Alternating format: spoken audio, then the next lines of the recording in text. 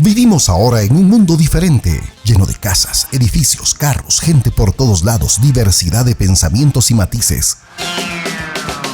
Estamos en una jungla de asfalto y cemento. Bienvenidos al podcast La Jungla con Everson Gramajo, para hablar de pensamientos, criterios e ideas y de todo lo que se nos ocurra. Bienvenidos y bienvenidas a La Jungla.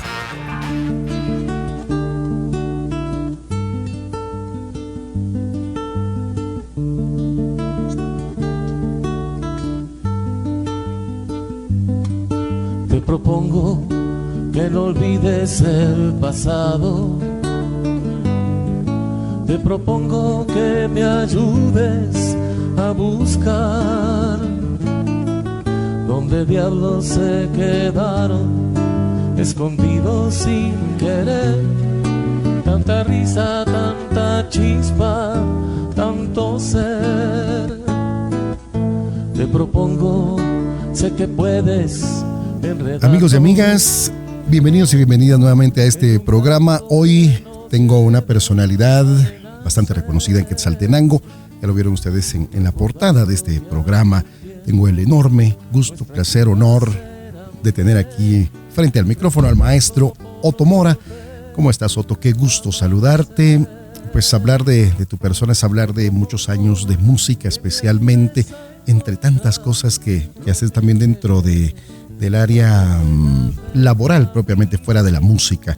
Pero hoy vamos a hablar con el cantautor, con el maestro de la música que muchos en Quetzaltenango, en Guatemala, en diferentes partes de Latinoamérica admiran por su música, por sus composiciones, por llevarnos a ese mundo musical tan hermoso como lo es la trova, la bohemia un poco, ¿verdad, mi estimado Otto? Pues bienvenido, qué gusto tenerte en este programa. Muchas gracias, Everson. Un gusto muy especial también para mí que nos podamos encontrar, gracias a tu invitación y con ganas de platicar, porque primero porque hace mucho rato que nos hemos prometido que íbamos a platicar, y finalmente lo logramos hacer, y de ahí porque siempre es interesante intercambiar sobre lo que uno hace, ¿no? Y sobre todo dejar como un legado para quienes en algún momento van a escuchar esta grabación y conocer un poquito más de fondo a Otto Mora. Te conoce mucha gente por la música, porque te ven los conciertos, porque haces tus en vivos en Facebook, o por ejemplo escuchan algún tema que compusiste, pero conocer a Otto Mora desde adentro un poquito, desde el cantante, desde la persona. Y bueno, quiero partir desde el lugar donde naciste, en Santo Tomás, La Unión, que de una u otra manera pues por ahí nos une algo, porque mi mamá también nació ahí en Santo Tomás. Ajá. Pero me contabas entonces, naciste en Santo Tomás, La Unión. Así es, allá nací. Bueno, lo que pasa es que mi familia es una familia grande y yo soy el noveno hijo y último. Y digo esto de la familia grande porque mis 8 hermanos nacieron uno en cada lugar, y la mayor nació en Santo Tomás. Mi familia estuvo dando vueltas por cuestiones de trabajo. Claro, sí. Mi papá hacía el trabajo que se conocía como administrador de una finca, ¿no? Sí, pues. Okay. Entonces vivió en diferentes fincas con mi mamá y con los hijos que iban naciendo. Entonces mis hermanos nacieron en una finca, después en otra, en fin. Y la vuelta terminó otra vez en Santo Tomás, donde nací yo. Qué bien. Ahí viví 2 años. Es decir, eso me han contado, pues yo no tengo mucha conciencia de eso. Viví 2 años, pero en el momento que yo estaba a esa edad, mis hermanos eran adolescentes y casi ya mayores. La mayor estaba ya casada. De hecho, tengo un sobrino que es mayor que yo, hijo de mi hermana mayor. ¡Hala! Sí, pues. Sí, porque mi hermana pues me lleva 22 años de edad y mi hermana menor me lleva 11 años de edad. Entonces yo era realmente niño cuando ellos ya necesitaban estudiar en el nivel medio y esto. Ahí fue donde la familia se decidió por instalarse en Quetzaltenango, que era y es donde hay oportunidades de estudio y todo esto, ¿no? Y de esa cuenta yo llegué aquí a los 2 años inconsciente de todo, ¿no? ¿Hace cuántos años vivís en Quetzaltenango entonces, Otto? Desde el 67, 1967. Sí, pues alrededor Sí. de 50 y algo de años. 55 años. Fabuloso. 55 años. Fabuloso. Bueno, para fortuna de Quetzaltenango, porque aquí desarrollaste todo tu talento musical. Sí, así es. En estos 55 años, pues me ha tocado estar por temporadas fuera de Shela, por Claro. diversas razones, pero aquí es mi casa, ¿no? Claro. Y yo me siento chivo, realmente. Por Por eso le digo a la gente que yo soy venado con lana, pero sin plata. Ahora bien, el talento musical, ¿en qué año surge? ¿Cómo te diste cuenta? ¿Desde qué edad que te gustaba la música? ¿Cuál fue tu primer instrumento, digamos? ¿Cómo llega la música a tu vida? Pues eso tiene que ver con la marimba. Con la marimba y con la escuela primaria. Cuando yo andaba por los 7, 8 años en la escuela San Juan Bosco, que ahí siempre ha habido, pienso que aún tienen un conjunto de marimba, yo pienso que es una cosa que debería de existir en las escuelas, aún por lo menos en las escuelas públicas, y es donde menos hay marimbas. Sí. Pero lo digo por mi experiencia, pero también lo digo por nuestra cultura, ¿no? Porque la marimba encierra un montón de cosas, un montón de riqueza que no está tan a la vista y que casi que solo va descubriendo quien realmente se involucra en la marimba, ¿no? Se ha dado a conocer poco eso. Y en términos puramente musicales, la marimba es una puerta enorme para la música. Por supuesto. Porque es un instrumento realmente maravilloso, es un instrumento muy visual. Y versátil la marimba. Sí, además, porque con la marimba puedes hacer cualquier tipo de música, ¿no? Claro. Pero digo que es muy visual porque normalmente la música tiene que ver con los oídos, ¿no? Por supuesto. pero la marimba, como el piano, tienen la virtud de que nos muestran las notas. Sabemos dónde está cada nota, lo que no ocurre con una trompeta, por ejemplo. Por supuesto. Un saxofón, por ejemplo. Todos esos instrumentos, sí. No. Los instrumentos de percusión tampoco. La guitarra un poco más nos muestra las notas, pero no tanto como un teclado. Entonces la marimba nos enseña mucho. Ahora bien, en ese momento que conoces la marimba, cuando eras un niño en la escuela de San Juan Bosco, te impacta, te gusta y dices, quiero ser músico.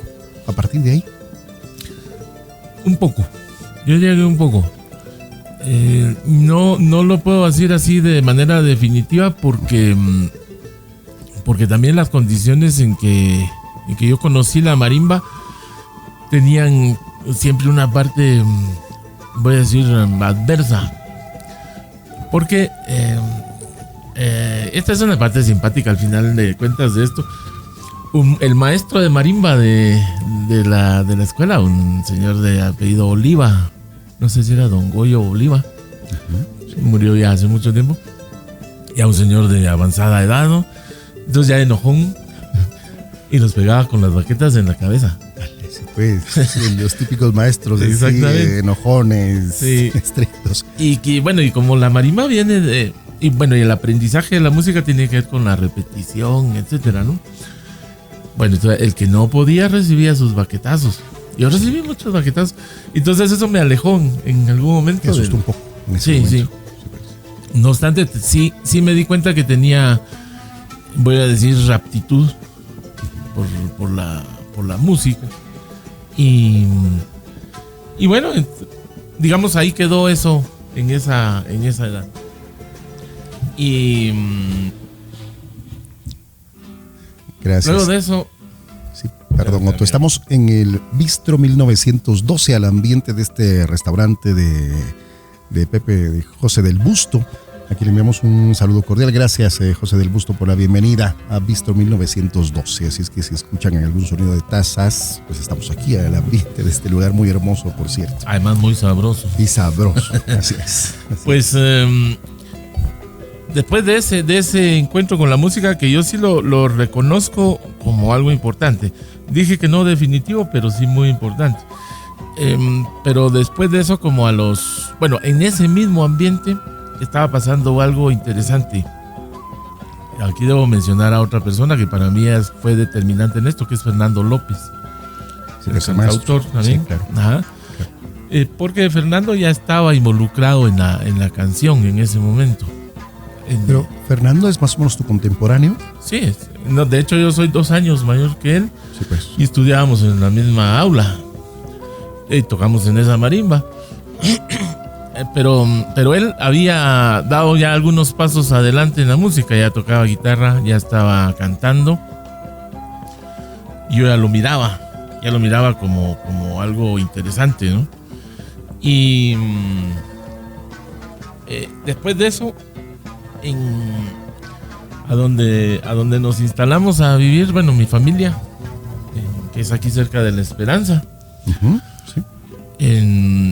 Un vecino era cristiano y músico cristiano. Y a través de la pared yo escuchaba su guitarra. Él en las noches, él era panadero, me recuerdo, pero en las noches, todas las noches cantaba. ¿Qué edad tenías guitarra. más o menos? Ahí andaba ya por los 10, 11, quizás 12. Sí, te llamo. Sí. Y yo escuchaba ahí la guitarra. De manera que me decidí una de tantas a ir a decirle: Don Maco, enséñeme a tocar guitarra.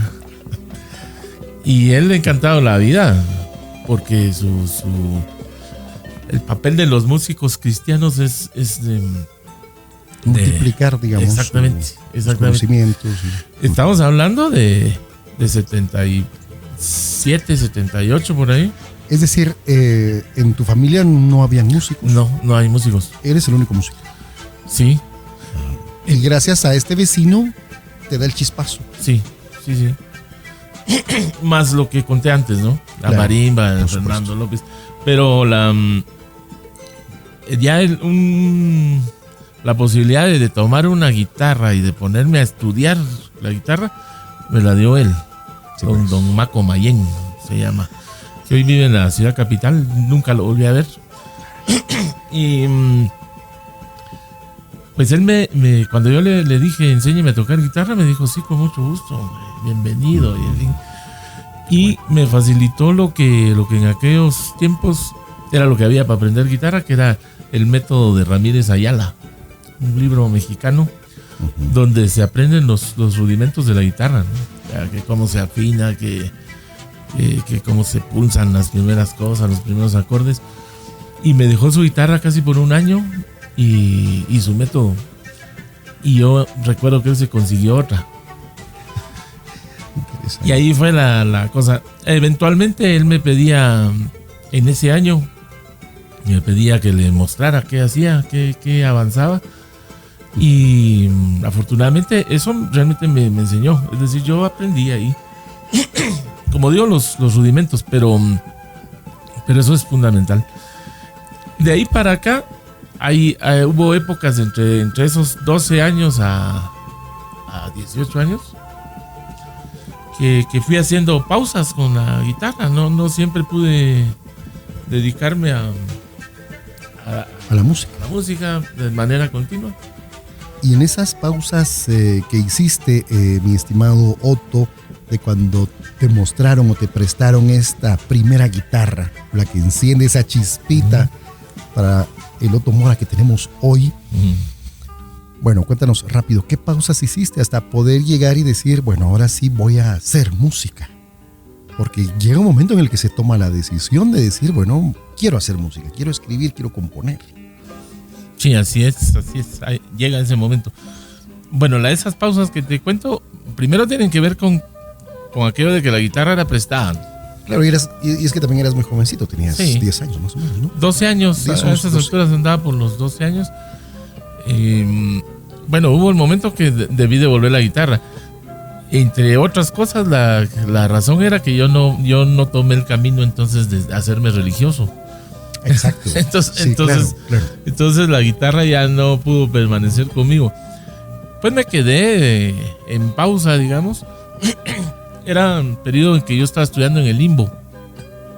Ahí también ocurrieron cosas interesantes porque yo fui testigo por ejemplo, del programa La Voz del Limbo. Sí, pues. Testigo, digo, porque no participé en esos momentos y sí vi a gente que conozco hoy que cantaba ahí con guitarra Y eso a mí me causaba, me provocaba, ¿no? Entonces llegó el momento en que le dije a mi mamá, mi papá murió cuando yo tenía 5 años. Entonces realmente no conviví con él, ¿no? Muy poco tiempo. Claro. Mi mamá era mi papá al mismo tiempo. Por supuesto. Entonces llegó el momento en que yo le dije a mi mamá que necesitaba una guitarra, que si había posibilidades y en fin. Y mi mamá, que bueno, en la casa siempre hubo un montón de limitaciones, pero las mamás siempre encuentran la manera forma. de cómo... Sí, Sí. son capaces de hacer ahorros, de hacer... ¿Cómo le hacen? No, eso no es uno de los grandes misterios Sí. de la vida, pero Sí, las claro. mamás, por eso decía alguien que si alguien quiere aprender de economía debería de platicar con las amas de casa. Completamente, claro. Esa debe ser una buena recomendación para el presidente de algún país. También. Pues un día de tantos me dijo mi mamá que había averiguado que en Huehuetenango hacían guitarras y que nos íbamos para allá a comprar mi guitarra. Y Estamos hablando de década de los 70, más o menos, en donde pues no existía esa posibilidad de decir, bueno, voy a ir a tal tienda a comprar una. no había. Había que mandar a traer a algún lado. Y precisamente eso que hizo tu mamá existía en muchas familias, ¿no? En tal lado existe, vamos a ir allá. Así es. Sí.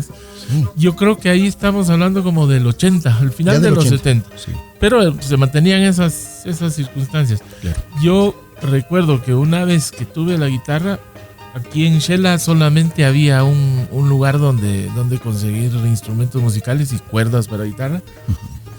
¿Digo el nombre? Pues por favor, no hay problema, porque estamos libres. Aquí, Es no hay problema. el almacén La Panamericana, que está en la municipalidad. Pues sí, la Panamericana, el Sí. legendario almacén. por Exactamente. cierto, Ahí me recuerdo que yo fui para comprar unas cuerdas nuevas porque no me gustaban las que tenía la guitarra. Pero sí pasó que eso que decís, que no había almacenes musicales, no había ese tipo de cosas, no había. sí, claro. Mucho menos formación musical. Lo que aquí en Shela había, y yo de hecho lo hice después, apuntarme ahí, era la Escuela de Música Jesús Castillo, que ahora se llama Es el Conservatorio. conservatorio, claro. Y tiene carácter de conservatorio en el sentido de la formación musical que ahí ofrecen, que es formación clásica, digamos, no música clásica, sino formación clásica musical. Es decir, ahí tenés que estudiar solfeo de la manera más tradicional, más clásica. En fin, no es una escuela que les resuelva mucho las expectativas a los jóvenes que buscan ser músicos. Pero han salido buenos elementos. Por supuesto, no es una escuela de formación seria. Claro. Pero me refiero a que el muchacho que quiere ser músico o guitarrero, ahí no tiene una respuesta como la que él necesita. No es inmediata ni es popular, digamos. Ese tal vez es el término que mejor describe eso. Uno busca una formación que sea útil para lo popular. Y no hablo de popular como comercial o como corriente, sino popular, lo que tenga que ver con el pueblo, ¿no? Sí. Pero ahí es demasiado serio. Bueno, yo más adelante estudié ahí, pero así obtuve mi guitarra con esa compra que fuimos a hacer a Huehuetenango. Me recuerdo que al llegar a Huehuetenango preguntamos en las calles y no fue muy fácil porque tampoco la gente sabía si ahí hacían guitarras. Claro. Y encontramos una tienda donde hacían, yo entiendo que ahí hacían guitarras. Y me compró mi guitarra, 35 quetzales costó, que ha de haber sido una suma importante. me imagino ¿Guardas yo. esa guitarra todavía? No, ¿Ya no? no. Y no lo lamento, pero también lo lamento. Sí. Porque es una cosa importante, ¿no? Claro, pero son cuestiones que en el camino, circunstancias que se dan de diferente Así manera. es. Yo te lo decía porque, pues de repente todavía estaba por ahí esa primera guitarra, pero Sí. bueno, la anécdota es... Sí, no la tengo. Y no la tengo porque la vendí. Ah, bueno, sí pues, claro. La vendí porque un par de años después, en el afán de tener algo mejor, encontré la oportunidad de venderla y entonces lo hice, ¿no? Claro, por Y supuesto. de esa manera la cambié. La segunda guitarra me la compré en la escuela de agricultura. Era la guitarra de un amigo. Ya estudiando ahí. Y porque todo lo que yo había logrado hacer era, después de haber vendido esta, a trabajar con guitarras prestadas, ¿no? Pero la guitarra prestada no la tenés en el momento oportuno. Hay que devolverla cuando más la necesitas, en fin. Entonces, pues ahí un amigo tenía una guitarra y se dio la oportunidad de comprársela, se la compré. Y me recuerdo que coincidentemente también le pagué 35 quetzales. Esa guitarra ya duró conmigo más tiempo. Y ahí estamos hablando de el periodo de los 15 a los casi 18 años. Sí, pues. El periodo que yo estudié ahí. Es esa edad como aventuresca de venir, Sí. Y vendo lo que tengo, compro algo mejor. Es Ajá. una aventura momentánea de la edad, ¿no? Sí. Porque todavía quizá no definías el camino todavía para ser un músico. Porque ahora, Sí. porque la siguiente pregunta Ujú. es en el momento en el que escribiste tu primera canción. Es esa la época. Es esa época. Es esa la época. ¿Y cuál es tu primera canción entonces, Otto? Fíjate que hay una canción que ya casi que la quiero olvidar. No, es imposible. Sí, no es posible. Y la quiero olvidar porque era muy mala. Es una canción que se llama Mujer. Y la escribí con esa guitarra. Y digo que la quiero olvidar porque a estas alturas no me gusta cantarla. Pues no tiene mucho. No es lo que yo quisiera hacer como canción. Exacto. Pero en esa misma época y con esa misma guitarra, yo hice la canción que se llama Elemental, Sí. que hoy claro. día canto. Y es una canción muy hermosa. Pues fíjate que bueno, no se vale que yo lo diga, pero creo que sí. No, es que sí lo es, Ajá. Sí, o sea, no te lo estoy diciendo por el hecho que te estoy entrevistando Ajá. en este momento, no, sino que porque la canción es hermosa. Es que Mercedes Sosa decía que las creaciones se tienen que hacer lo mejor que se pueda porque uno no sabe ni a dónde van a llegar. Entonces, esa producción de Elemental que la vamos a escuchar un instante aquí. Sencilla, llena de vida, llena de risa y siempre tierna para mí. Fecunda como esa tierra y como el ideal que perseguimos al andar. Es una canción con un significado muy hermoso. Entonces, ¿quién nos recuerda Elemental? Ujú. Esa producción es buena. ¿Esa fue tu segunda canción? No lo sé. No sé si es la segunda. Eso sí no lo sé. La primera la tengo clara. Creo que hay algo más entre esa primera y Elemental. Pero esta canción, Elemental, sí es una canción importante para mí, por lo que estás diciendo. Claro. Porque primero fue una canción que en ese momento yo sí ya sentía como una cosa más interesante, más elaborada, más bien construida, ¿no? Y pues alrededor de esa canción pasaron cosas interesantes. Por ejemplo, en ese momento yo, estudiante de la Escuela de Agricultura, sin novia, hice esa canción pensando en una novia, ¿no?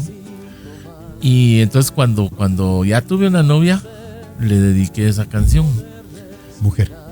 Elemental. Elemental. La canción Mujer nunca la usé más. Ah, bueno. Sí, perdón. Y Y la- se nos cruzaron las dos canciones. por eso, sí. Pero la canción Elemental ya se la dediqué a mi novia, que hoy es mi esposa, ¿no? O sea, Fabuloso. eso funcionó, hizo Qué clic historia, ahí. claro, qué historia. Y por eso a la gente le digo que esa canción fue un éxito. Porque ella me dijo que sí. Un éxito de vida. Exactamente. Le digo a la gente cuando la canto que no todos los éxitos tienen que ver con el mercado. Les digo, Completamente de acuerdo. Claro. el Claro, éxito sí. tiene que ver con lo que a uno le satisface, con lo que es un logro que tiene que ver con lo que uno realmente buscaba, ¿no? Exacto. Exacto. Y pues la anécdota esta, que yo la adorno de esta manera para que la gente conozca la canción, es que después ya viviendo con esta persona, Carolina se llama, Ujú. un día de tantos, ella ordenando la caja de zapatos en la casa, que es el archivo, ¿no? Ujú. Que la caja de cartón donde uno pone las facturas y Sí, todo sí, sí. eso. Ajá. Ahí encontró la canción porque yo se la había dado en una hojita de papel. La letra, la hoja original de donde Sí, la escribiste. sí. Wow. La Hay que elemental. marcarla, si no ya la tenés enmarcada en la casa, me imagino. Pues la tiene ella. La tiene. Bueno. Eso pienso que la tiene ella. Sí. Bueno. Y por lo que te voy a contar. Y me dice yo me di cuenta que ella estaba haciendo eso, ¿no? Ordenando el archivo. De repente me llama y me dice, Otto, vení. Y sí, le digo, sí, voy. Y con la hoja en la mano me dice, mira, me dice, cuando vos hiciste esta canción no nos conocíamos. Y pues no, le digo. Y la canción tenía la fecha ahí en que yo la hice. Pero no la había dedicado, le dijiste, me imagino. Esa ya fue parte de mis argumentos para salvarme, ¿no? Exacto.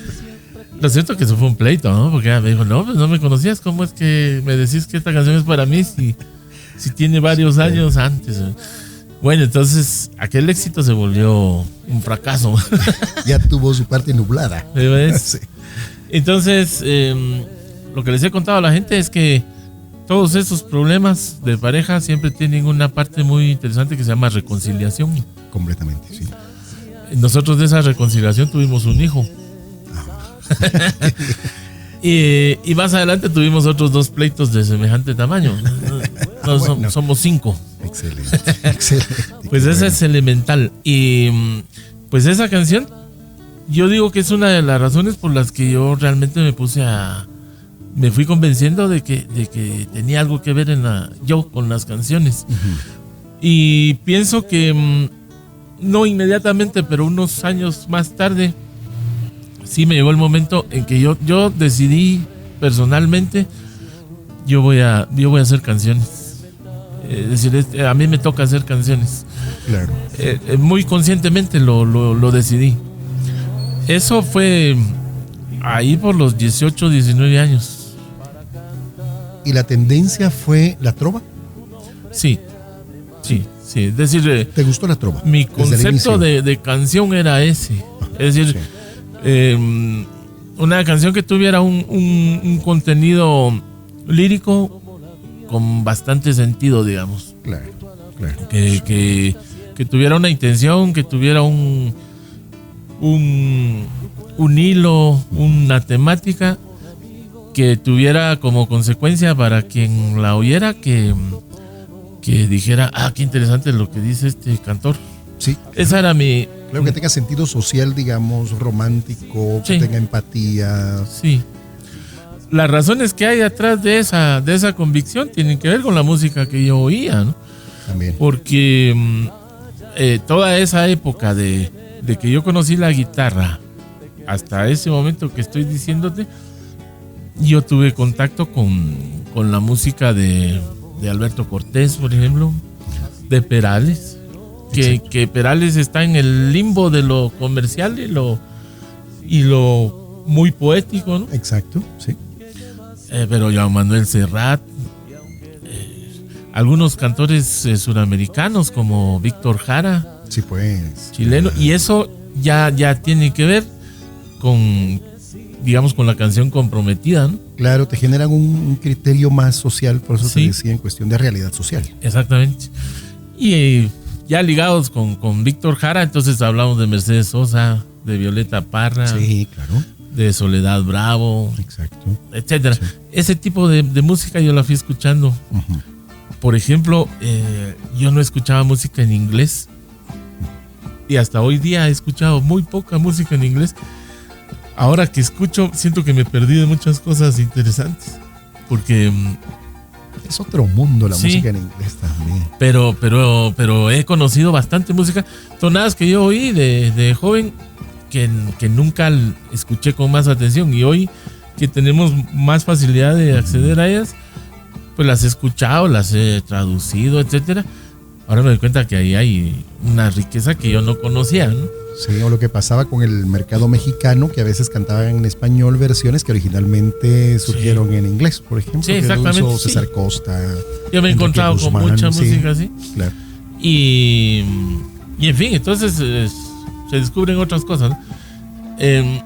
También en ese periodo hay una relación bastante cercana que se reconstruyó con Fernando López. Digo reconstruyó porque de la escuela primaria, saliendo del sexto primaria, nos dejamos de ver. Pero hubo un momento después, cuando estábamos ya en el momento de entrar a la universidad, en fin, en que nos volvimos a encontrar circunstancialmente. Y él me dijo, vos tocas guitarra, me dijo, ¿por qué no te llegas a la casa? Fue así, de una manera muy formal.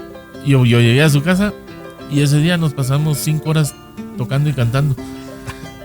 Ya me imagino. De ahí en adelante nos quedamos prendidos, de manera que yo podía dormir en su casa, él dormir en mi casa, porque estábamos cantando. Sí, pues, claro. Y entonces, y escuchando música de la que mencioné. Ajá. Ahí fue en algún momento que también juntos conocimos canciones de Silvio Rodríguez, Sí. de Milanés, porque bueno, el ambiente en que nos estábamos moviendo ya en la universidad nos daba chance a eso, de tener contacto con esta música. Y eso también la universidad a mí ya me fue mostrando otra perspectiva de la vida. Claro. En esos años empecé a trabajar con INACOP, con el Instituto Nacional de Cooperativas, que de hecho eso me sacó de la universidad. Yo empecé a estudiar agronomía aquí, me gradué de agrónomo en Bárcenas. Y después de eso, al volver a Shela, me puse a estudiar agronomía 2 años y pico. Pero cuando apareció la oportunidad de un trabajo ahí con INACOP, me fui para Mazatenango por 3 años. Entonces me alejé de la universidad, dejé de estudiar. Pero esa época de trabajar con cooperativas también me mostró otra cara de la vida, ¿no?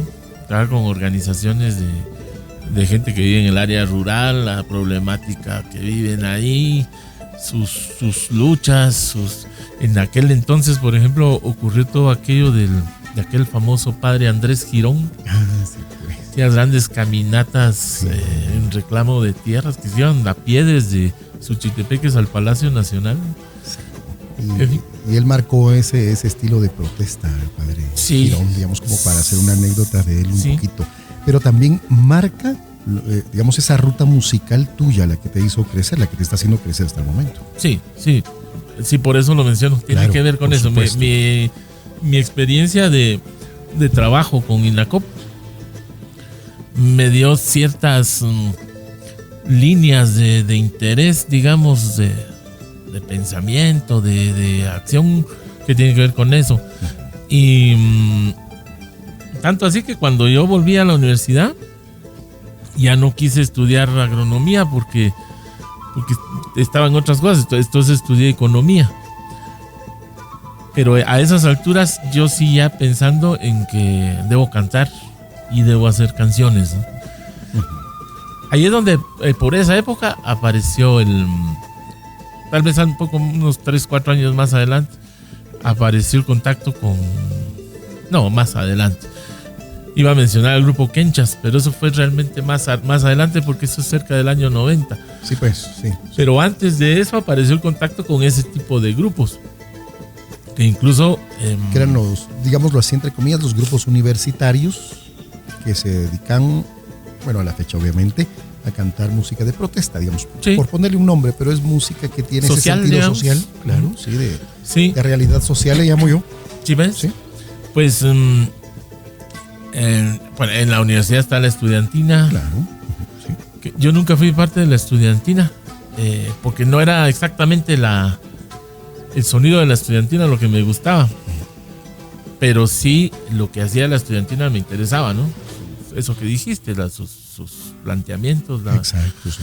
En fin, ahí en la universidad toqué marimba, la marimba del Cunoc, y ahí conocí a Fernando Juárez, otro músico que estaba en las mismas luchas personales consigo mismo por hacerse músico, ¿no? Él creo que es un año menor que yo. Y me recuerdo que él estaba estudiando ingeniería en la universidad. Y también nos dimos cuenta, él sí estaba en la estudiantina, de hecho fue director de la estudiantina en esa época. Nos dimos cuenta que estábamos en la música los dos, porque nos vimos cantando. Yo en las veladas de los viernes en el Coloc cantaba, ¿no? Claro, por supuesto. Y ya me animaba a cantar alguna canción de Silvio Rodríguez, por ejemplo. Creo que en la universidad canté alguna vez alguna canción mía en esa época. Estoy hablando de que ahí era yo joven, 19, de 20 años. ¿Y para esa edad cuántas canciones llevabas escritas más o menos? Habrían sido Mujer Elemental. y Elemental. Habrían quizá unas 5 canciones tenía yo en la bolsa. A esas alturas yo creo que es una cosa común, no para todos los cantores, pero los cantautores, pero creo que sí es bastante común que aunque ya tenés canciones hechas, tenés dificultad para presentarlas. Es decir, Sí, por la cuestión de aceptación, por Sí. la cuestión de que, digamos, el público en la universidad es bien exigente, Ajá. por cuestión de crítica, me imagino. Sí, y en general el público, ¿no? Sí. No sabes qué respuesta va a haber y entonces pues no las cantas, te las vas reservando. De hecho, las canciones una misma canción va cambiando aun cuando no la has presentado, porque las respuestas que te da el público para otras cosas que haces te van diciendo, lo que yo puse en aquella canción mejor lo voy a mover para tal cosa. Así les pasa a las canciones. Las canciones no nacen de forma definitiva, van moviéndose, evolucionando hasta que uno las pone a la vista, digamos. Si hay versiones que suenan que nunca más vuelven a sonar porque sí Exactamente. sufren esas transformaciones. Sí. Sí, y aún ya siendo públicas, las canciones siguen cambiando. Exacto. Sí, Sí, es cierto. le va apareciendo algo nuevo en las canciones a mí. Pues eso me ha pasado a mí mucho. Y de ahí fue que te estaba hablando de que estuve mucho contacto con Fernando López. Ahí hubo una época que nos disponíamos a componer con el afán de presentarnos las canciones. Ahí nacieron bastantes canciones. Y Fabuloso. Y Fernando vive en la capital, ¿verdad? no, hoy día vive en Irlanda. En Irlanda. En Irlanda, sí. No sabía. Sí, tendrá unos 3 o 4 años de estar allá. Bueno, sí, pues. Y vuelve a Shela cada año. Sí, pues. Entonces es ocasión para encontrar. Bueno, ahora hay comunicación bastante frecuente. Pero sí, él está allá. Ajá. Y también en muchas épocas con poca comunicación con él. Y eso ha sido bueno porque mientras hay mucha comunicación, hay mucha influencia mutua, ¿no? No hablo solo en este caso de él, porque es la experiencia que yo tengo, pero vale la pena tener influencia y después separarse para crecer un poco uno mismo, ¿no? Claro, pero es parte de tu crecimiento, digamos, es el haber tenido esas buenas juntas para poder llegar a lo que has hecho. Ese contacto con Fernando Juárez, que por cierto lo vamos a invitar también a este programa, fue clave, me imagino, también para lograr conjuntar algo en Quetzaltenango, porque, digamos, una cosa es estar solo, otra cosa con Fernando López, pero también Fernando Juárez considero que fue como una pequeña chispa también para hacer algo en Shela, ¿no? Sí, Porque claro. han hecho una dupla excelente. Sí, en varias cosas, Claro. no solo musicalmente, digamos. Ahí en esa temporada, por eso mencioné los grupos. Exacto, universitarios. Sí, porque cuando Fernando Juárez y yo nos conocimos, muy rápido nos planteamos la posibilidad de hacer música juntos. Me recuerdo que hubo una ocasión en que en el Parque Central de Shela, no sé cuál fue el motivo, hubo una presentación de un grupo peruano que se llamaba Fortaleza. Y frente a lo que era el Banco de Occidente, ¿Sí? se instaló ahí un gran escenario muy alto y todo, con un sonido muy potente. Y ahí aparecieron 4 peruanos vestidos con sus trajes que ellos usaban para cantar, pero con una especie de Andinos, uniforme, digamos. digamos así. Sí. Y sonaron, pero hermosos, ¿sí? Y tanto que ahí había, creo que tiene que ver con la universidad, porque ahorita estoy recordando gente que vi en ese momento y ellos anunciaban que iban a vender al final de su presentación quenas con un manual para tocarlas. La quena, pues es la flauta andina, claro. ¿No? Ajá, sí. Y entonces los interesados estuvimos ahí hasta el último momento con tal de quedarnos con una quena y el manual. Pues era un poco de, hoy dijeran que es un poco de marketing lo que ellos estaban haciendo, porque las quenas ni eran muy buenas y el manual era una hoja. Sí, pues, no era un libro, sino. No, era una hoja, una fotocopia. Colóquela de esta manera. Y exactamente. Sí, este agujero es tal nota, este otro es la otra. Eso era todo el manual. Puede soplar, bueno, y si no. Sí. Y ahí radica una dificultad de la quena, que tiene una forma de embocadura, se llama, claro, que no cualquier persona la aprende. Bueno, nos quedamos con la quena café. Y yo estuve en el momento en que Fernando compró una quena, compramos juntos, ¿no? Entonces sabíamos eso. Y entonces tiempo después, bueno, ¿cómo le va con la quena? Bueno, a mí no me suena. Y él ya tocaba la quena.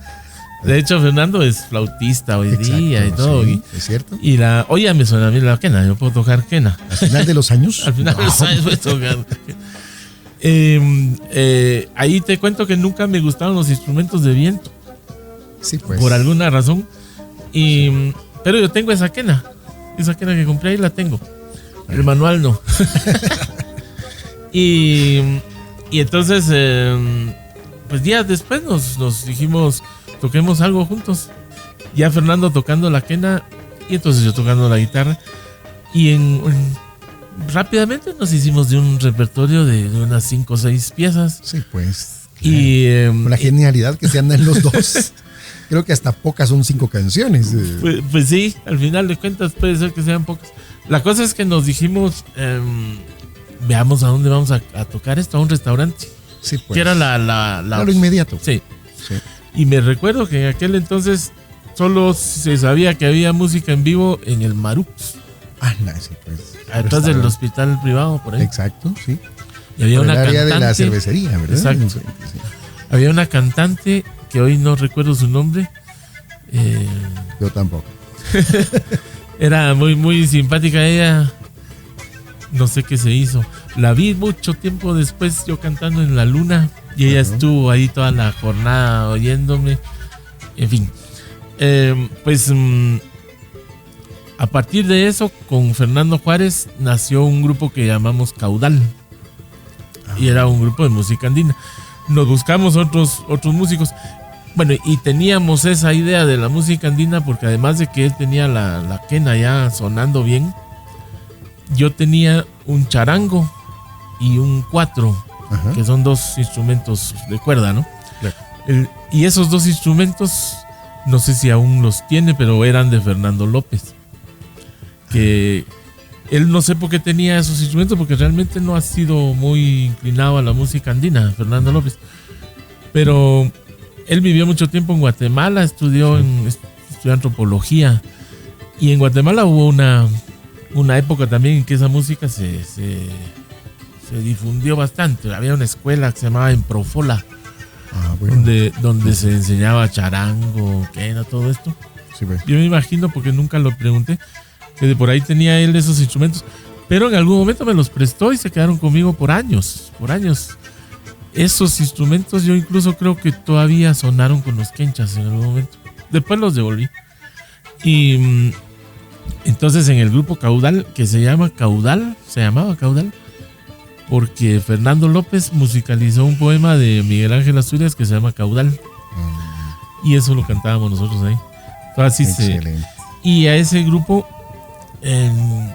llamamos, no sé ni cómo, a Edgar Barrios, que en aquel momento era estudiante universitario, ahora también es maestro del Conservatorio de Música y tocaba bajo, pero el violón, porque esos eran los instrumentos a los que se tenía acceso, ¿no?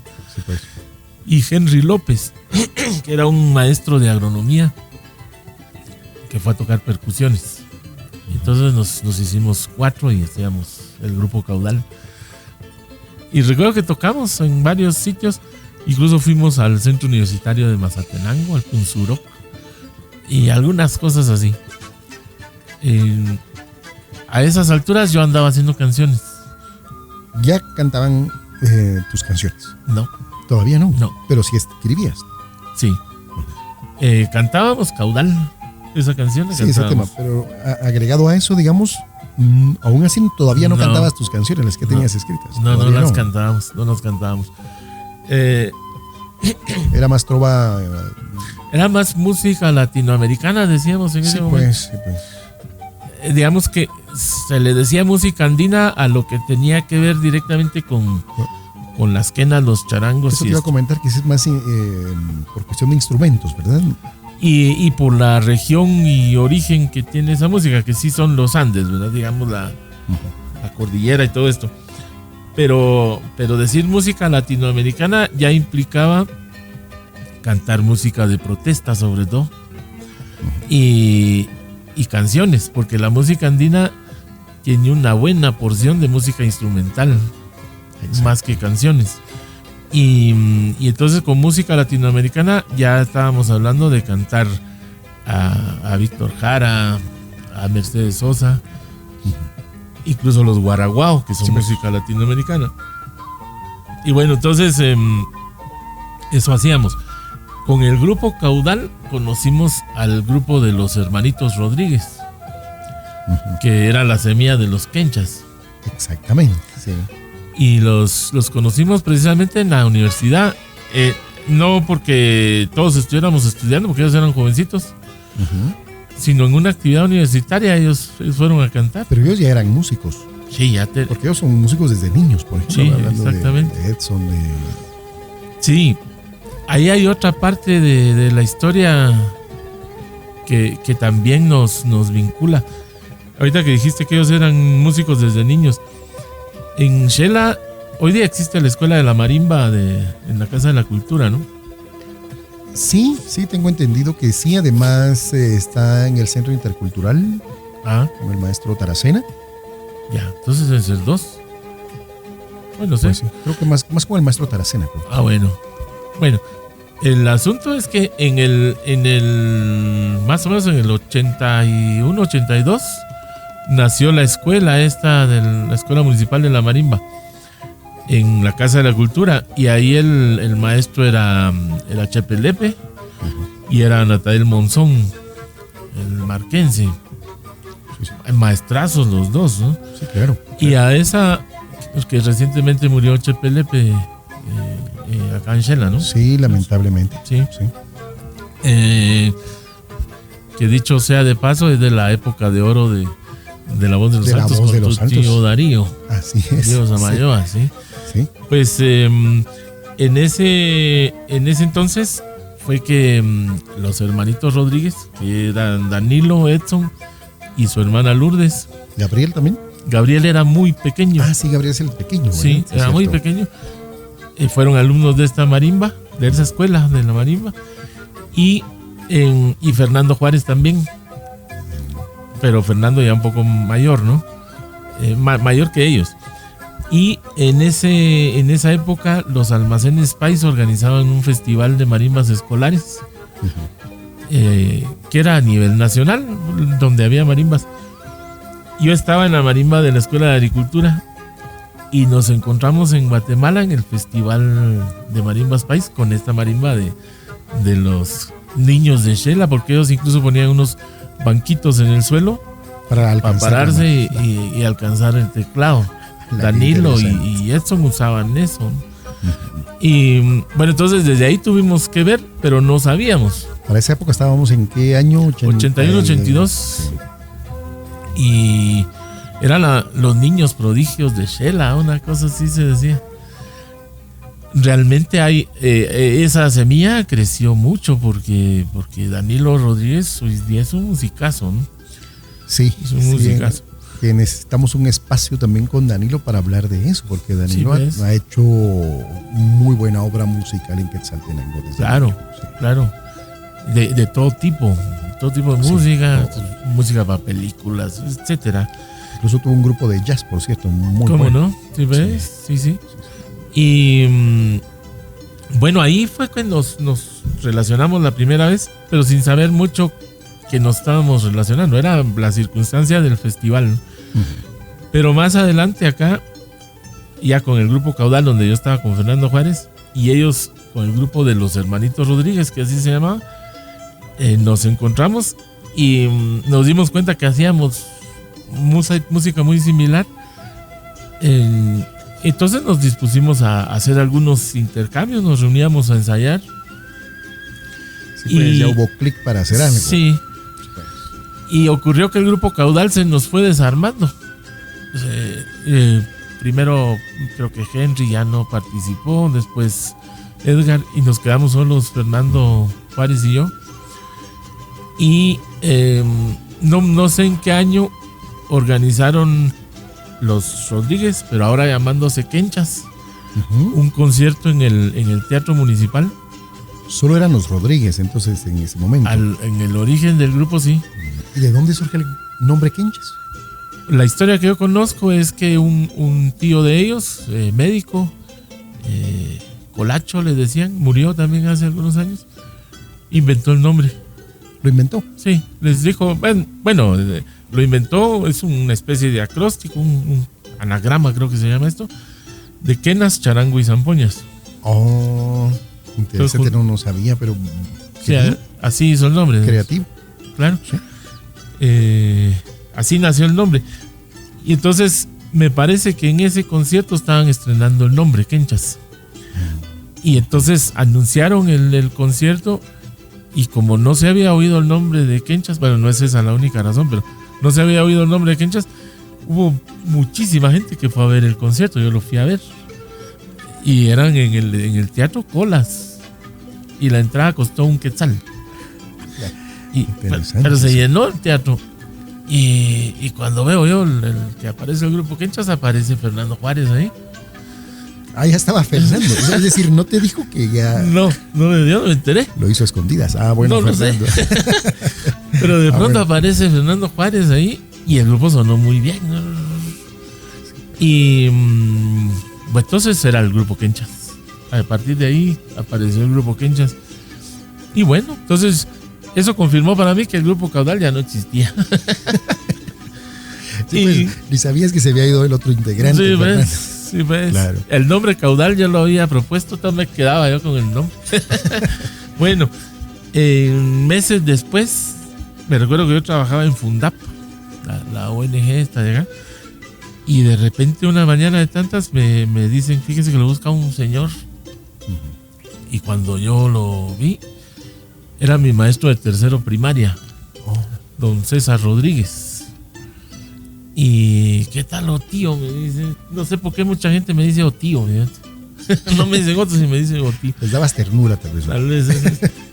Y me dice, tío, mira, fíjate que te vengo a visitar porque te quiero proponer que te incorpores al grupo Quenchas.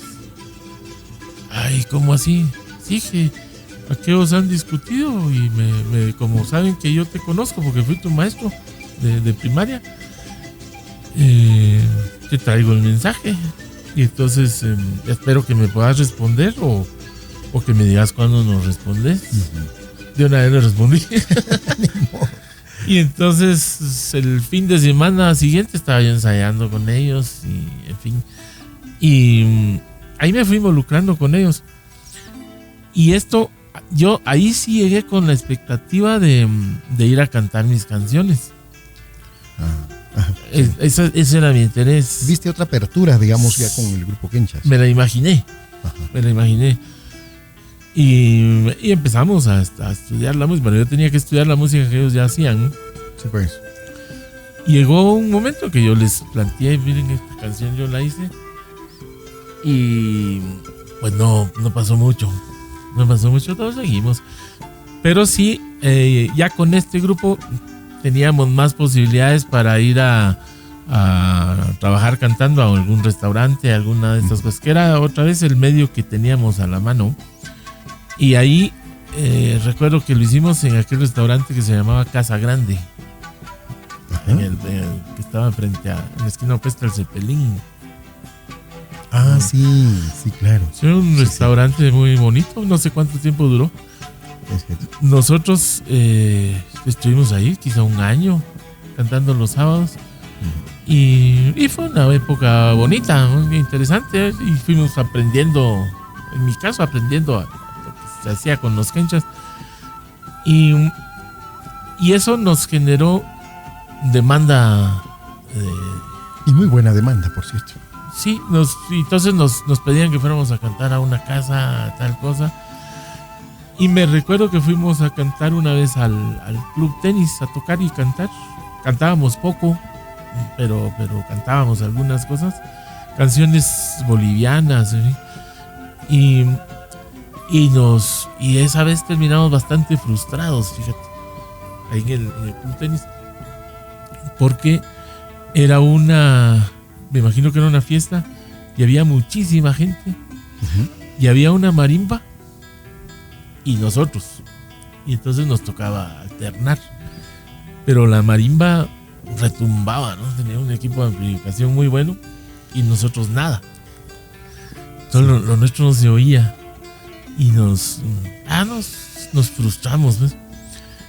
Tan así que nos decidimos, miremos qué hacemos para conseguir equipo de amplificación. Exacto, claro.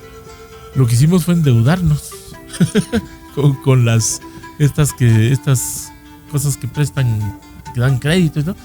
Pues nos hicimos de un equipo de amplificación y con eso nos dispusimos, probemos tocar en el parque a ver qué pasa.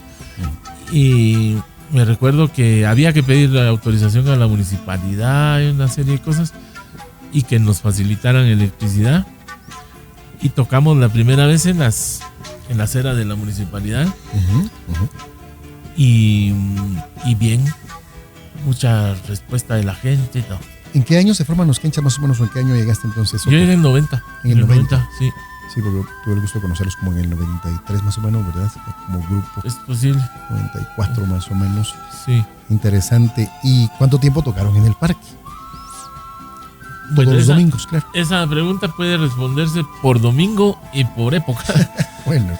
Porque en la época ya, digamos, fuerte. Porque ya era como decir, vamos a ver al grupo Quenchas al parque. Es decir, ya las familias ya se identificaban. Sí, se instalaban en el parque. Y los esperaban. Te llevaban almuerzo. Por supuesto. Era como día de campo en el parque. Claro. Y entonces, por eso te dije por domingo, porque un domingo nos instalábamos a las 10 de la mañana y nos íbamos a medianoche. Sí, pues. Pasábamos tocando el día entero con pausas, ¿no? Pero así era. Y yo pienso que fueron unos 4 o 5 años que lo hicimos. Alegre. Y por eso la gente ya sabía que eso pasaba. Era siempre el primer domingo cuando ahí habían el mercado de artesanías. Por supuesto. Que bueno, de todo pasa, ¿no? Voy a volver aquí a la primera presentación, pero te voy a contar aquí un detalle. Sí. De todo pasa porque en las primeras actuaciones ahí en el parque ya así grandes, los artesanos que tienen una organización, tienen un comité y toda la cosa, no estuvieron contentos con nosotros porque decían que la gente se concentraba ahí con nosotros y ya no circulaba en el mercado, y entonces a ellos les estaba afectando sus intereses de venta, ¿no? Y entonces como que nos estaban rechazando, ¿verdad? Y hicieron lo posible porque no estuviéramos, pero ya habíamos estado una temporadita. Entonces dejamos de ir porque ya no nos autorizó la MUNI. Pero al poquito tiempo, que mejor sí, que los artesanos decían que mejor volviéramos porque ahora que ya no van los quenchas, ya no va gente. Y entonces volvimos y entonces ya era una cosa más, era una simbiosis, ¿verdad? Ya todos ganaban, digamos. Por supuesto, claro. Pero quería volver a la primera vez que estuvimos ahí porque nos dimos cuenta que la gente estuvo muy presente ahí. Y incluso hubo un reportaje en la prensa. Eso sí está guardado. Hay un álbum de recortes de prensa de los quenchas hubo un reporte de una nota de prensa donde alguien, no sé qué periodista, escribió un montón de cosas que no eran ciertas porque él no sabía. Por ejemplo, dijo con su música de estudiantina y con sus mandolinas, ¿no? Cosas que no teníamos, pero lo cierto es que hizo eso. Pero a partir de ahí, como te dije la palabra, nos endeudamos. A Fernando se le ocurrió, miren, bueno, no era una idea original porque eso lo ha hecho los músicos siempre, pero se le ocurrió para nosotros. Miren, debemos grabar algo y venderlo aquí. Claro. Porque si no, y así pagamos, tenemos más facilidad de pagar la deuda, porque lo pagábamos con los trabajos que hacíamos. Y entonces, bueno, pero ¿y cómo grabamos?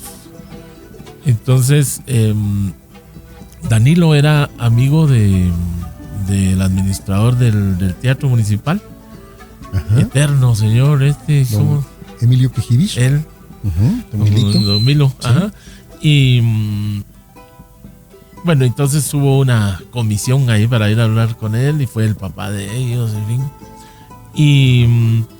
Y entonces nos dieron chance de grabar una noche ahí en el teatro, usando que las condiciones de grabación no eran condiciones para grabación. Por supuesto. Lo que íbamos a hacer era una grabación, voy a decir, como grababan los Beatles en sus orígenes, todos juntos. Ajá, lo que saliera, pues. Exactamente. Sí. Y todo en un par de canales en estéreo. Sí, pues. Sí. Y listo. Entonces lo que en el teatro había era una consola que podía mezclar todo eso. Y eso. Entonces recuerdo que nos fuimos al teatro como a las 6 de la tarde. Y en lo que el ruido de las calles terminó, porque ahí adentro se oían carros, se oía todo. Claro. Llegó más o menos las 9:30 de la noche. Entonces a esa hora empezamos a grabar. Y grabamos de ahí para las 3 de la mañana. Creo que 10 o 12 temas. Que seguramente los tocamos varias veces cada uno para que quedaran limpios. Y con eso hicimos un primer cassette. Y lo reprodujimos casi artesanalmente, y Fernando Juárez, que trabajaba cuestiones de diseño, de arquitectura y todo, hizo una portada y todo. Así hicimos los primeros cassettes, y eso lo estuvimos vendiendo en la calle, y eso nos fue generando pero se vendieron como pan caliente también. Sí, ese mismo cassette lo hicieron después en un disco, en un CD. No, o me equivoco, el CD ya fue nuevo material. Sí, no, esa primera grabación fue ahí. Esas grabaciones todavía las guardas. Yo tengo, nunca me quedé, tenía guardado el último CD, ese sí lo tenía, y alguien se lo presté y no me lo devolvió. Pero hoy día tengo las músicas en MP3, las tengo guardadas. Sí, pues. Sí, que con gusto te las comparto. Hazme el favor. Y no sé si son todas porque no estoy seguro de eso, pero sí tengo los álbumes.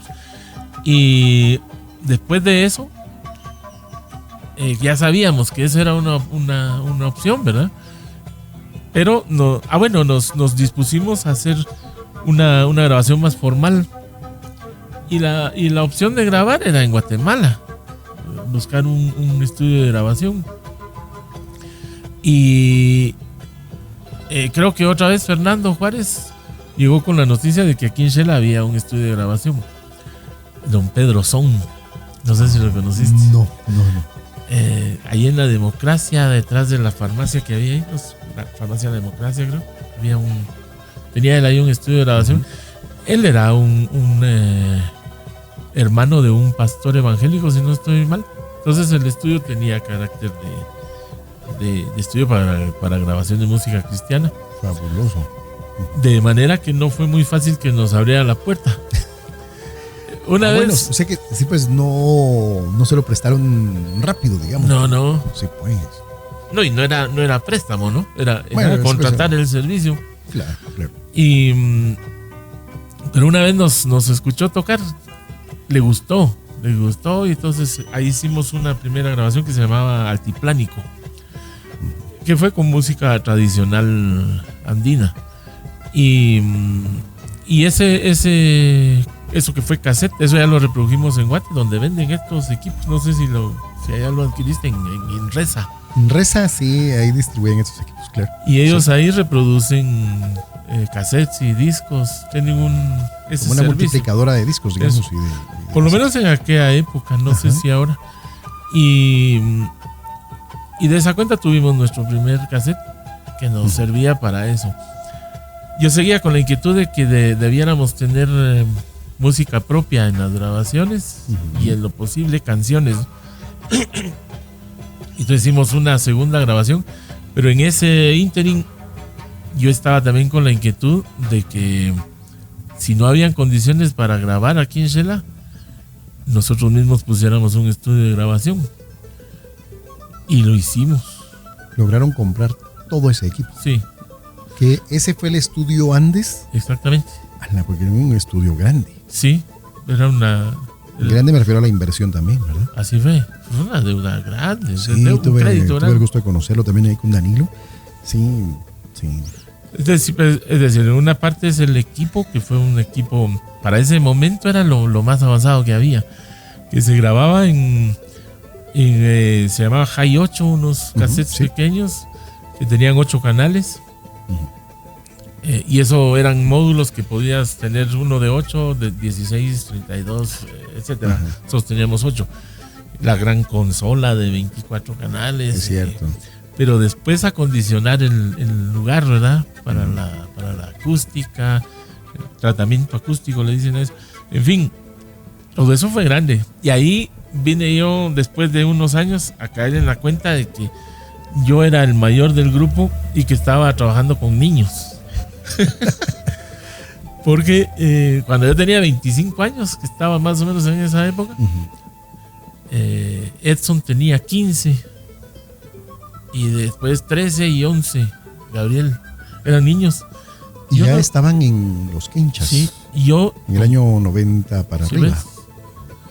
Yo no me percaté de eso. A mí me era interesante y me funcionaba, digamos así, lo musical, y hacíamos clic y éramos muy fuertes musicalmente. Claro. Que yo no me puse a pensar, son niños. Pero era la capacidad musical. Eso. Sí. Y entonces, cuando empezamos a asumir compromisos formales, era yo el que los asumía. Si era un crédito, era yo, ¿verdad? Claro. Así instalamos todo eso. Pero después, cuando ellos empezaron a ser adolescentes, a crecer, ¿no? Empezaron a mostrar otros intereses musicales. Nos empezamos a dispersar un poco. Y yo, con mi interés de cantor, quería que el grupo tomara algún giro a canciones, en fin. Logramos hacer la segunda grabación, que se llama Llanuras.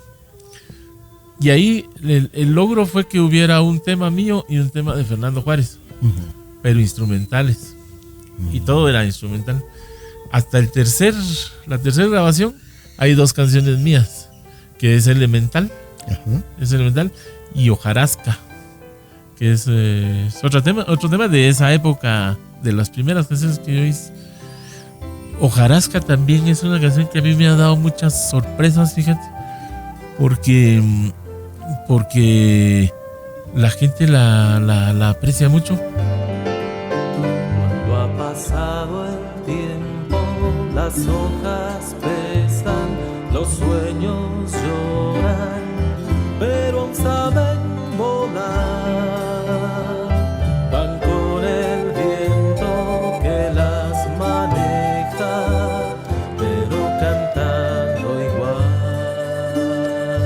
Pasa que pensemos primero en el talento, o digámoslo así, la estructura de tu talento metida en una canción, que es con el corazón. Y eso se percibe.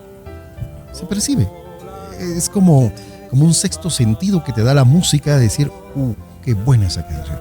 pero es porque tiene ese sentimiento, ese contacto empático con la gente, ¿no? Ajá. Por ahí podría ser. Sí, yo digo que sí. Bueno, sí.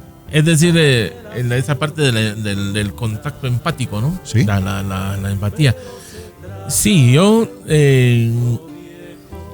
después de mucho tiempo y de varias canciones, yo siempre voy reflexionando sobre por qué esta canción causa estas reacciones, ¿Por qué surge así? por qué esta otra no, por qué son diferentes, en fin. Uh-huh. Y entonces pienso que esto que voy a decir no es nuevo, pues, pero sí es conocimiento que yo he construido a partir de esa experiencia. Y yo me he dado cuenta que las canciones, digámoslo así, tienen éxito en la medida en que logran que la gente se identifique con lo que están diciendo, ¿no? Eso no es para nada nuevo. Pero darte cuenta que tu canción tiene eso es tremendo, pues, porque estás dándote cuenta, yo dije algo ahí que sí tiene significado para la gente. Sí, por eso te decía, es como construir el talento dentro de una canción, pero es algo muy subjetivo, obviamente, pero Sí. cuando se hace de esa manera bien estructurado, surge del corazón, pues surge de esa inspiración, llega, se da y se logra esa empatía, porque sí tiene ese contacto con la Sí. gente. Y eso, pienso, mi estimado Otto, tú lo experimentarás mejor, solo lo logran los cantautores, los compositores, porque el objetivo es ese precisamente. Pues fíjate, Everson, que esto que decís es yo diría que es una percepción y una apreciación bastante general, bastante difundida. Esto de que si las cosas se hacen con el corazón, Es que es muy subjetivo, sí, porque tú lo haces, construyes la canción, ajá, es tu inspiración, es tu talento, le pones las notas, todo, ajá, y la estructuras. ¿A dónde va a llegar? ¿Cómo va a llegar? sí. La pregunta. Sí, por eso te digo que es una apreciación bastante común. La gente, Claro. eso esa es la explicación que le da a eso. Sí, sí. Dice, es que tiene muchos sentimientos, ¿no? Pero fíjate que la realidad tiene una parte de eso, pero tiene bastante más de otras cosas. Sí, pues. Sí, Si una cosa es verlo desde afuera y otra desde Sí. adentro. Sí. Sí, en realidad tiene que ver con lo que vos como autor sabes de determinada cosa. Ujú. Es decir, Sí. un contenido, un texto, un hilo, no nace exclusivamente del corazón. Ujú. Sí, sí. Nace de lo que vos sabes sobre una realidad. Nace de cómo has procesado esa realidad. De tu percepción de la realidad, digamos. Exactamente, sí. Ah, bueno. Por ejemplo, hablemos de los niños que trabajan en la calle, que viven en la calle. Ujú. Sí. Alguien puede percibir esa situación como un problema. Ajá, claro. Alguien lo puede percibir como la consecuencia de algo. Alguien puede sentir lástima, alguien puede sentir desprecio. Es decir, es un montón de factores, posibilidades sí, claro. que hay, depende de los ojos de cada quien. Si la cosa fuera hecha solo con el corazón, digamos, Ujú. sería una respuesta de ese tipo. Entonces, una canción podría ser un desprecio hacia eso. Ah, sí. te O entiendo. podría Sí. ser una alabanza hacia tal cosa. Claro, te comprendo, sí. Pero en Sí, tiene realidad, razón en cuanto a ese que tiene que existir un apego a la realidad, al contexto social, digamos. más que eso, una comprensión, una revisión de lo que está pasando. Uno mismo cuestionarse su propia percepción. Sí, claro. Es claro. decir, bueno, esto en realidad ¿qué es? Para entonces poder interactuar con ese fenómeno, con ese tema, Sí, sí. y deshilarlo, ¿no? Ujú. Y entonces en esos términos ya plantear un punto de vista que resulte más interesante. Pero comentaste algo descubrir el significado de lo que la gente siente con tus canciones, de donde parte esta plática. Sí. ¿Qué sentiste o qué pensaste en ese momento que descubriste ese apego de tus canciones con la gente? Ese es un punto crítico, porque lo primero es que uno inconscientemente eso está buscando, una respuesta de la gente. Es decir, uno está haciendo una canción primero porque todos tenemos necesidad de comunicarnos, ¿verdad? De expresarnos, y los artistas en general tienen la ventaja de que tienen su arte para hacerlo. Es decir, el pintor quiere decir algo y lo hace a través de su pintura. Por eso hay diversas corrientes de pintura, ¿verdad? Una incluso se llama expresionismo, claro, qué sé yo. El escritor escribe y de esa manera se manifiesta, se expresa y comunica, ¿no? De esa manera hace contacto con el resto de la gente, planteando sus intereses o lo que él quiere decir. Bueno, eso también en el cantautor tiene su arte para expresarse, y lo que uno está buscando es una respuesta sin saber cómo va a ser, ¿no? Inconscientemente lo está haciendo. Exacto. Pero darse cuenta de que sí hay una respuesta es un momento crítico, porque entonces en mi caso lo que yo sentí fue responsabilidad. Es decir, híjole, si la gente reacciona así, quiere decir que entonces hay que decir cosas valiosas.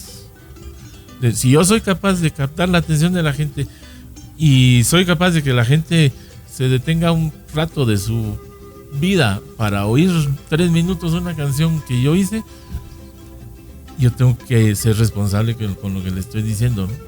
Completamente. Eso me pasó a mí, yo sentí responsabilidad. Claro. Al derivado de eso se siente satisfacción, se siente placer, ¿verdad? Porque, no, qué buena onda, quiere decir que yo puedo. Esa es una sensación muy gratificante. Pero a mí personalmente sí me ha pesado más esto que te digo de la responsabilidad. Es decir, entonces no hay que decir cualquier cosa. Eso es lo que yo sentí, y creo que, bueno, lo que sí creo es que no a todos nos pasa lo mismo. A todos los que hacen canciones. Sí, ahí habría que hacer un sondeo de compositores. Sí, y lo digo porque ya ves que hay gente que dice cualquier cosa, pues. Sí, lamentablemente. Incluso hay canciones tan comerciales que salen como empaquetadas, ¿verdad? Salen así como que hagamos esto y promocionémoslo y ya estuvo. O no dicen nada, ¿verdad? Sí. En fin. Y ahí, si me permitís, hay una discusión también Por interesante en esto de la canción. Yo he escuchado gente que me dice la mejor canción es la que está basada en un poema, y esas son canciones poderosas. Bueno, y entonces hay gente que asume que la canción es un derivado de los poemas, es como una subespecie, como un hijo de los poemas. Y yo realmente creo que vale la pena entender que las canciones son una especie en sí misma, son una categoría. Es decir, hay música, que es la música instrumental, que la sola música es capaz de transmitirte algo sin que hayan palabras. Claro. Yo creo que si lo basamos en el concepto poema propiamente, un tema instrumental es un poema musical, digamos. Si quieres. Por la calidad de composición. ¿Sí ves? Pero entonces, por un lado está la música pura. Exacto. En el otro extremo está la poesía o la letra. Sí. Que por sí misma puede ser un significado, un poema. Sí. Y listo. Pero la canción no es necesariamente la mezcla de las dos.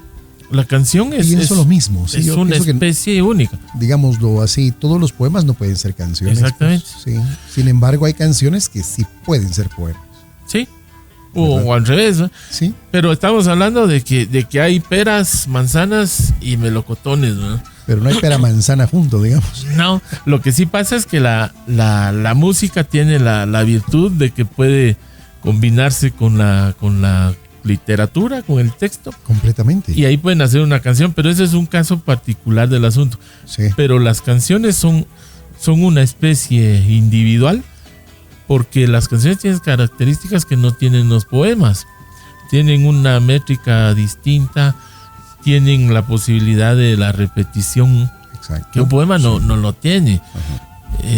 No escuchas en un poema que se diga te quiero, te quiero, te quiero.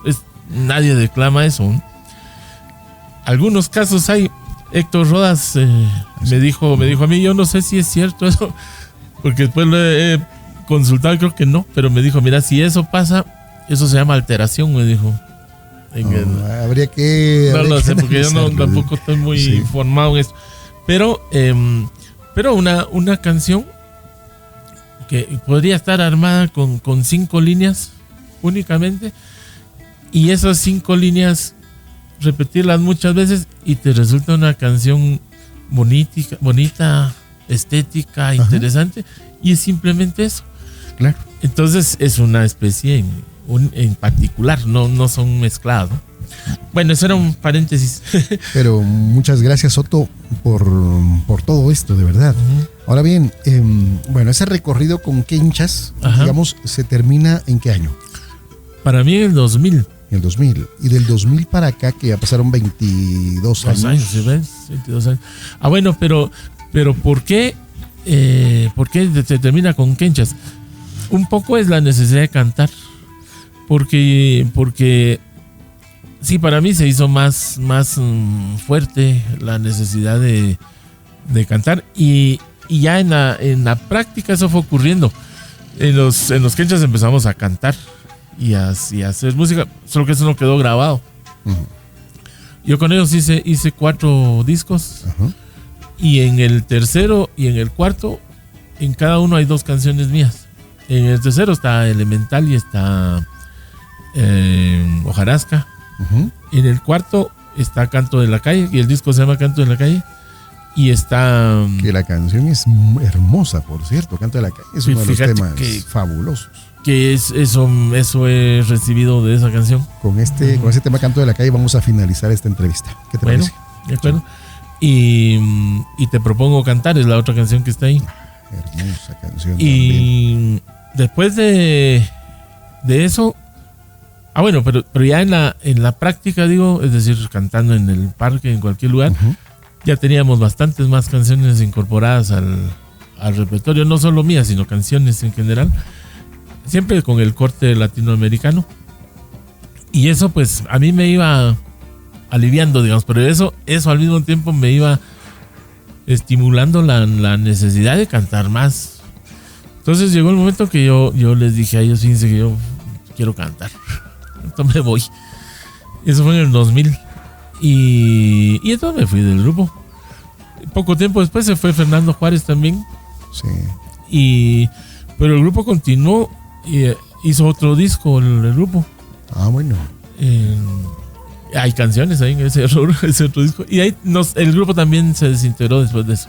Y ya cuando, bueno, te separas del grupo Los Quenchas, te quedas cantando, ¿qué hace Otto Morán? ¿En qué etapa entraste?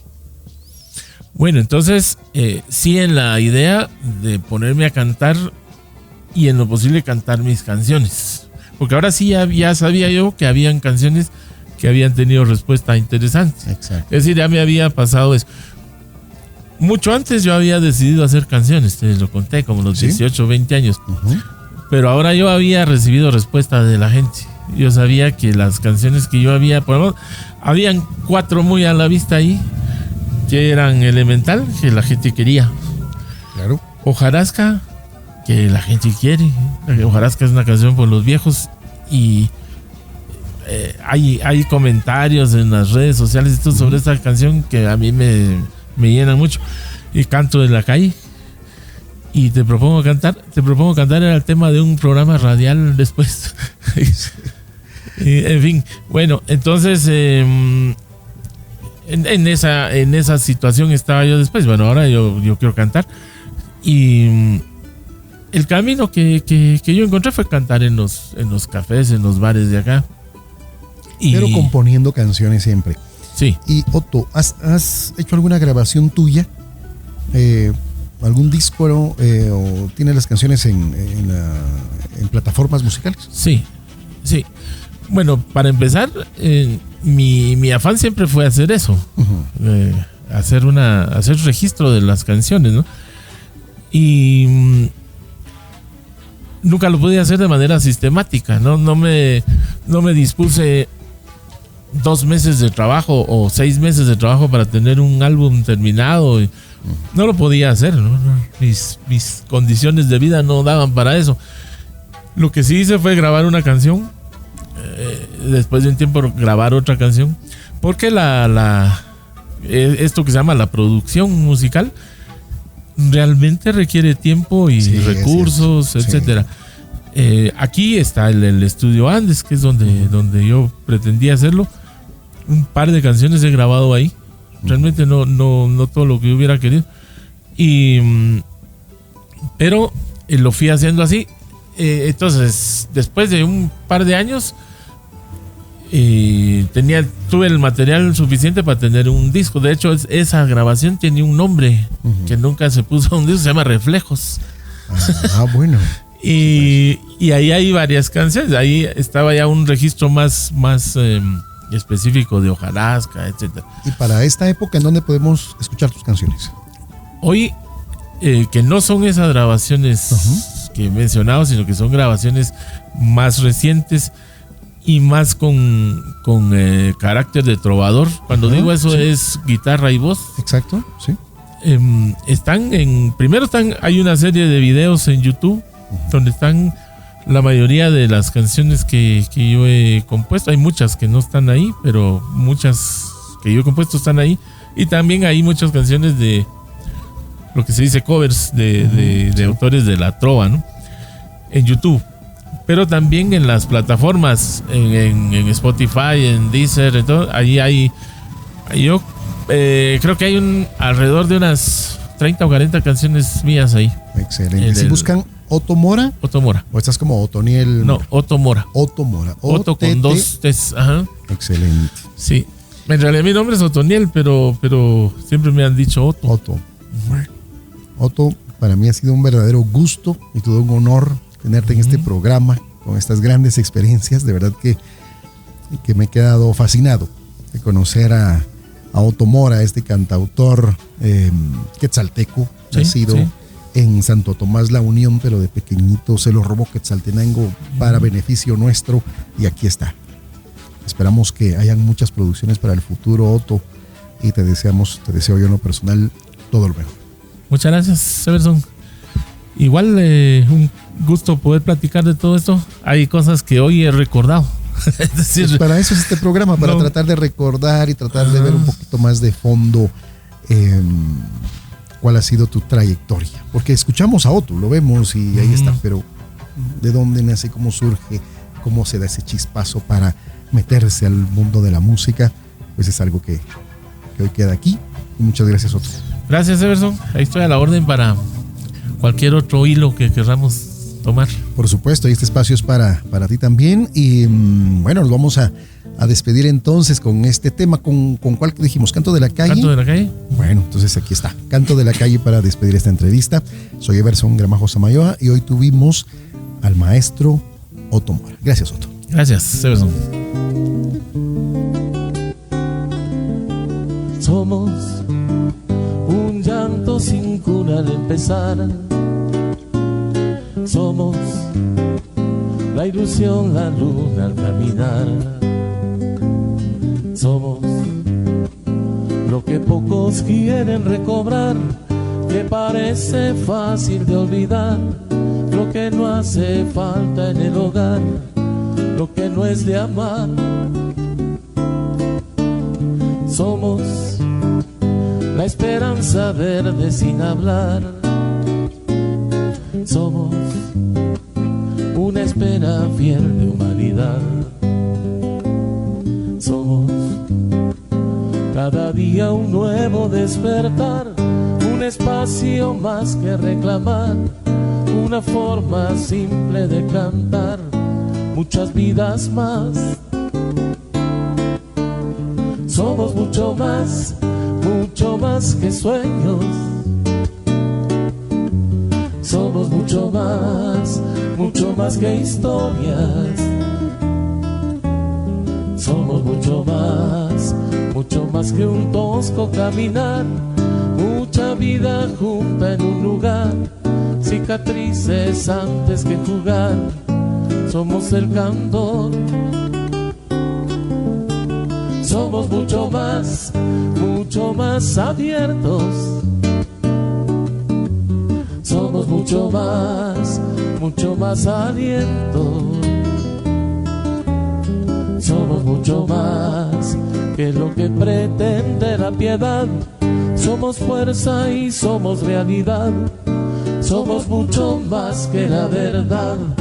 Somos el amor.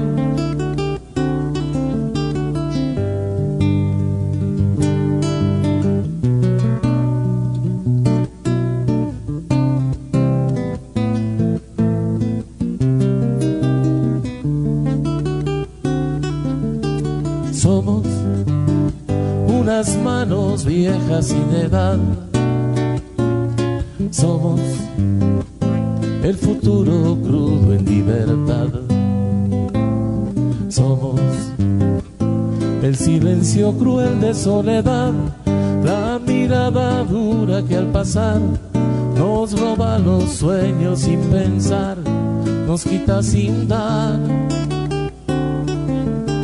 Somos siempre las promesas de alguien más. Somos un temor vacío en la ciudad. Somos quienes sufren con la libertad, consecuencia de esta sociedad, del mercado libre y su ansiedad, pero damos más. Somos mucho más que sueños.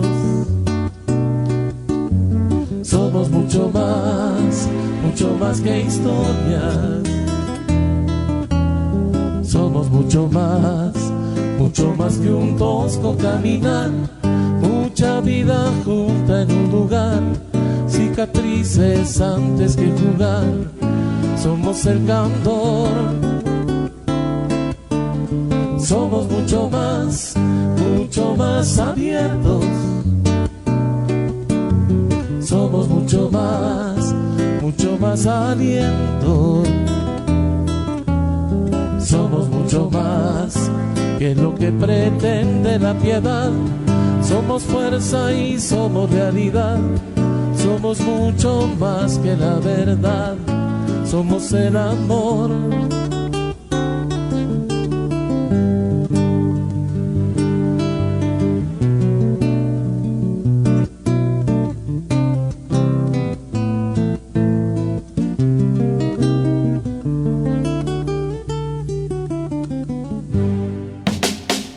Gracias por quedarte con nosotros. Regresaremos pronto con un nuevo capítulo. Esto fue La Jungla con Everson Gramajo.